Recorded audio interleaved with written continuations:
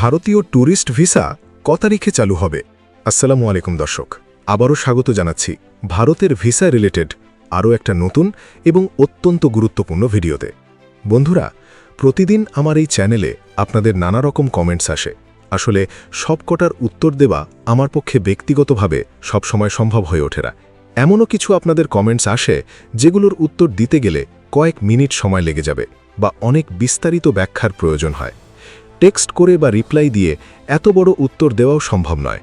তবে একটা কথা আপনারা সবসময় মনে রাখবেন, আমি আমার জায়গা থেকে সর্বোচ্চভাবে চেষ্টা করি একদম অথেন্টিক বা সঠিক নিউজটি আপনাদের সামনে নিয়ে আসার এবং সেটাই আপনাদের সামনে তুলে ধরার। আমি বারবার এই কথাটি বলি, তবে সেটা কোনো অহংকার বা গর্ব করে নয়, বরং আমি যে সত্য বলি সেইটুকুর প্রমাণস্বরূপই আপনাদের মনে করিয়ে দিই। আমি কখনোই আপনাদের মিথ্যা তথ্য দিয়ে বা মিথ্যা আশা দিয়ে ভিউজ বাড়ানোর চেষ্টা করিনি। যখন সবাই স্রোতের দিকে গা ভাসিয়েছে, আমি স্রোতের বিপরীতে গিয়ে সবসময় সঠিক তথ্যটাই দিয়েছি, যার কারণে প্রথম দিকে অনেকের কাছেই কিন্তু মনে হয়েছে আমার দেওয়া তথ্যটি হয়তো ভুয়া বা আমি হয়তো আপনাদের হতাশ করছি। কিন্তু পরক্ষণে এবং পরবর্তীতে সময়ের সাথে সাথে দেখা গেছে আমার দেওয়া তথ্যটি একদম সঠিক ছিল। আপনাদের নিশ্চয়ই মনে আছে, আমি 2024 সালের শুরুতেই স্পষ্টভাবে বলেছিলাম, যখন সকল কন্টেন্ট ক্রিয়েটররা মন গড়া কথা বলছিল।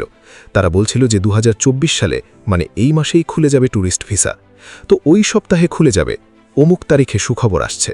তারা প্রত্যেক মাসে শুধু আপনাদের পরবর্তী মাসের স্বপ্ন দেখিয়েছিল। আমি তখন কোনো দম্ভ নয়, বরং আমার দীর্ঘদিনের অভিজ্ঞতা এবং বাস্তব পরিস্থিতির উপর ভিত্তি করে বিশ্বাসের সাথে বলেছিলাম যে 2025 তো দূরের কথা, 2026 সালেও স্বাভাবিক ট্যুরিস্ট ভিসা খুলবে কিনা তা নিয়ে আমার যথেষ্ট সন্দেহ রয়েছে। আজকে কিন্তু পরিস্থিতি ঠিক সেই দিকেই এগোচ্ছে। আমি আজও বলছি, এখন পরিস্থিতি যেরকম আছে, যদি দুই পক্ষের কোনো পক্ষই কেউ কাউকে ছাড় না দেয়, অর্থাৎ ভারত এবং বাংলাদেশ সরকারের মধ্যে যদি কোনো কূটনৈতিক সমঝোতা না হয়, তাহলে অবশ্যই মনে রাখবেন 2026 কেন 2027 সালেও হয়তো ভিসা পরিস্থিতি স্বাভাবিক হবে না। আর রাতারাতি সব কিছু ঠিক হয়ে যাওয়ার কোনো সম্ভাবনাও আমি অন্তত এই মুহূর্তে দেখছি না। আর যেটা দ্রুত হওয়ার কথা ছিল, সেই হওয়ারটুকুও মানে একেবারেই ফিকে হয়ে গেছে। আপনারা সবাই জানেন, বর্তমান বাংলাদেশ সরকার এবং ভারতের বেশ কিছু বিষয় নিয়ে একদম মুখোমুখি অবস্থান তৈরি হয়েছে। এই কূটনৈতিক টানাপড়েন আমাদের সমস্ত আশাতে রীতিমতো জল ঢেলে দিয়েছে। রাজনৈতিক এই দ্বন্দ্বের কারণে সবচাইতে বেশি বিপদে পড়ছে সাধারণ মানুষ, বিশেষ করে যারা গুরুতর অসুস্থ, ভারতের উন্নত চিকিৎসার জন্য যারা দীর্ঘ সারিতে দিনের পর দিন অপেক্ষা করছেন, কিন্তু কোনো প্রকার স্লট পাচ্ছেন না। অনেকেই তাদের মেডিকেল ডকুমেন্টস জমা দিয়েও রিজেকশন পাচ্ছেন। ট্যুরিস্ট ভিসার কথা তো আমি বাদই দিলাম, কিন্তু সবচাইতে বড় দুঃখের বিষয় হচ্ছে যারা অসুস্থ রোগী, যাদের জরুরি অপারেশন দরকার, তাদের জন্য এই দীর্ঘসূত্রিতা বা ভিসা না পাওয়ার বিষয়টা সত্যিই খুব কষ্টের এবং অমানবিক। কারণ ট্যুরিস্ট ভিসা তো যেমন তেমন, এটা হলে আমরা ঘুরতে যাব, না হলে যাব না। এতে কি এমন ক্ষতি হবে? ট্যুরিস্ট ভিসা চালু হলে হয়তোবা ভারতীয় কিছু ব্যবসায়ী লাভবান হবে। কলকাতার নিউ মার্কেট বা অন্যান্য পর্যটন কেন্দ্রগুলোতে বেচাকেনা বাড়বে। হয়তোবা বাংলাদেশের ভ্রমণ পিপাসুদের ভ্রমণঘুরির পিপাসা মিটবে। কিন্তু মেডিকেল ভিসা এমন একটা ভিসা যেখানে কিনা মানুষের সুস্থ থাকা, সুস্থ হয়ে বেঁচে থাকা, সর্বোপরি একটা স্বাভাবিক লাইফ লিড করাটাই তার সাথে সরাসরি যুক্ত। ভিসা না পেলে তার জন্য জীবন ধারণ করাই অস্বস্তিকর হয়ে যাবে। ভিসা জটিলতায় সঠিক সময়ে চিকিৎসা না পেয়ে হয়তোবা অনেকেরই জীবনে অনেক ধরনের অনাকাঙ্ক্ষিত দুর্ঘটনা ঘটে যেতে পারে। অনেকেই হয়তো বিনা চিকিৎসায় মারাও যেতে পারেন। তাই অন্তত মেডিকেল ভিসাটা খুব দ্রুত স্বাভাবিক করা উচিত বলে আমি মনে করি। তো বন্ধুরা, বিশেষ কথা হচ্ছে এটাই যে বর্তমান পরিস্থিতি মেডিকেল ভিসাধারীদের জন্য এক ধরনের বড়সড় দুঃসংবাদই বলতে হবে। আর শুধু মেডিকেল নয়, যারা ডাবল এন্ট্রি ভিসা নিয়ে ট্রানজিট হয়ে ইউরোপের বিভিন্ন কান্ট্রিগুলোতে যেতে চাচ্ছিলেন, তাদের জন্য আরও একটা খারাপ সংবাদ রয়েছে। কারণ ভারত এখন ডাবল এন্ট্রি ভিসা এক প্রকারে দিচ্ছে না বললেই চলে।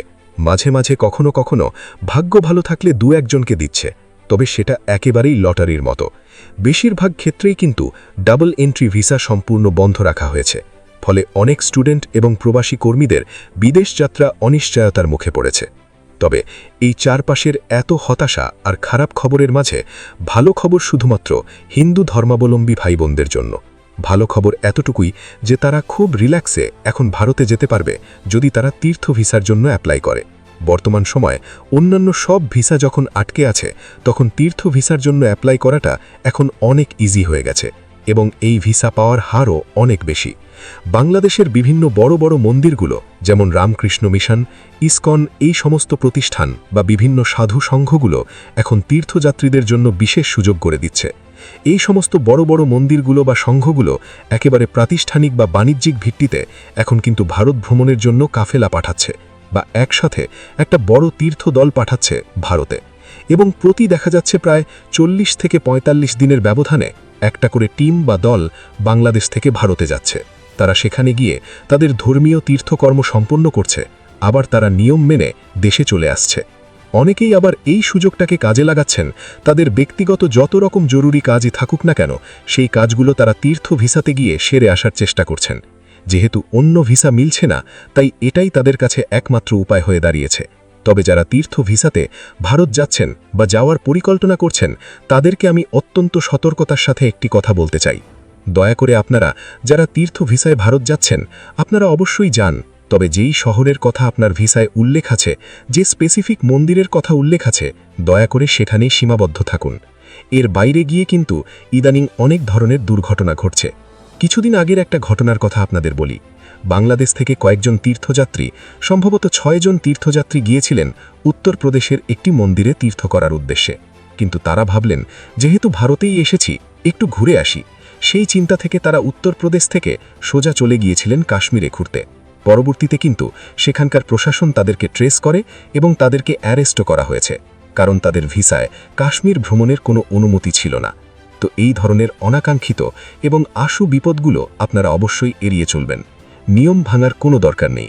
অনেকেই হয়তো মনে করে থাকেন যে ভারত তো হিন্দু সংখ্যাগরিষ্ঠ দেশ, আর আমরাও যেহেতু হিন্দু তাই হয়তো আমাদেরকে কেউ কিছু বলবে না বা ছাড় দেবে। কিন্তু ভাই, দুনিয়াটা এত সহজ না, আর আইন সবার জন্যই সমান। আপনি যে ধর্মেরই হন না কেন, আপনার প্রথম এবং প্রধান পরিচয় হলো আপনি একজন বাংলাদেশী নাগরিক। এটাই ভারতীয় প্রশাসনে বর্ডার গার্ডদের কাছে এবং পুলিশের কাছে মূল পরিচয়। তারপরে আপনি হিন্দু না মুসলিম সেটা সম্পূর্ণ আলাদা এবং ব্যক্তিগত বিষয়, তাই আইনের চোখে কোনো ছাড় পাবেন না। তো এখন কথা হচ্ছে যে আপনি যদি ভারত যেতে চান বা তীর্থ ভিসায় কোনো হিন্দু ভাই বোন যাওয়ার প্রস্তুতি নেন, তাহলে অবশ্যই আপনাকে প্রপার নিয়ম কানুন এবং রেজিম মেনটেন করেই যেতে হবে। আপনারা চেষ্টা করবেন দলের সবার সাথে একসাথে যাওয়া এবং একসাথে দেশে ফিরে আসা। এই নিয়মটা খুব কঠোরভাবে মেনটেন করবেন। অনেকেই দেখা যাচ্ছে যাওয়ার সময় একসাথে দল বেঁধে গেলেও ভারতে প্রবেশের পর নিজেদের ব্যক্তিগত বা বাধ্যবাধকতার কারণে আবার দেশে আসার সময় দলের সাথে না এসে একা একা বর্ডারে আসেন। তারা কিন্তু দেশে ফেরার সময় ইন্ডিয়ান ইমিগ্রেশনে নানা ধরনের প্রশ্নের মুখে এবং বিড়ম্বনায় পড়ছেন। তাদের অনেকক্ষণ আটকে রেখে জিজ্ঞাসাবাদ করা হচ্ছে। সুতরাং ইমিগ্রেশনের এই অনাকাঙ্ক্ষিত বিড়ম্বনা এড়ানোর জন্য অবশ্যই আপনারা সতর্কতা অবলম্বন করবেন। আপনি যাই করেন না কেন, সাধারণত তীর্থ ভিসার মেয়াদ 1 মাস থেকে 3 মাসের হয়ে থাকে, কিন্তু আপনি তো আর এত দীর্ঘ সময় সেখানে থাকবেন না। দেখা যাচ্ছে মাসখানেক বা তারও কম সময়, মানে একটা তীর্থদল তো সাধারণত 25 থেকে 20 দিনের মধ্যেই তাদের কাজ শেষ করে দেশে চলে আসে। তাই আপনাদের প্রতি আমার বিনীত অনুরোধ থাকবে, আপনারা যাওয়ার সময় যেমন একসাথে যাচ্ছেন, ঠিক তেমনি আসার সময়ও দলের সবার সাথে একসাথে আসার চেষ্টা করবেন। তা না হলে কিন্তু ভিন্ন দেশে আপনার জন্য বিপদ অনেক ধরনেরই হতে পারে, এবং পরবর্তীতে আপনার ভিসা পাওয়ার ক্ষেত্রেও কালো তালিকাভুক্ত হওয়ার ঝুঁকি থেকে যায়। তাই সাবধানে থাকবেন, সঠিক নিয়ম মেনে ভ্রমণ করবেন। আজকের মতো এখানেই শেষ করছি। দেখা হবে আগামী কোনো ভিডিওতে নতুন কোনো আপডেট নিয়ে।